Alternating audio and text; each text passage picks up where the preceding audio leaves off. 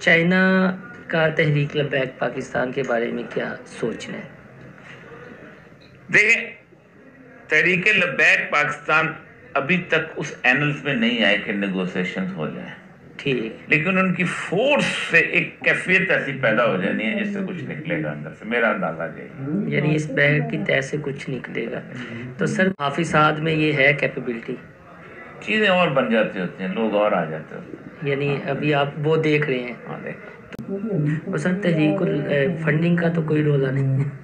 کس طریقے یہ تحریک لبیک یہ پاکستان ان کو پتا ہوگا مجھے۔ نہیں، یہ الزام لگا دیتے ہیں نا، جس طرح ہمارے نہیں بڑی آنر روڈ چل رہی ہے، اور یہ پیور پاکستان کی ایک آپ یہ کہہ لیں کہ ایک سیکٹر اٹھ ہے، یعنی جس میں کوئی یہ نہیں کل کو کہہ سکتا کہ یار انہیں باہر سے کسی نے فنڈنگ کی ہے۔ دیکھیں ایک ایسی فورس ہے جس کو ایک اچھی قیادت کی ضرورت ہے، اگر وہ مل گئی، اس سال سر کا امتحان ہے، میرا خیال ہے مارچ کے بعد پتہ چل جائے گا کہ تحریک لبیک کا مستقبل کیا ہے۔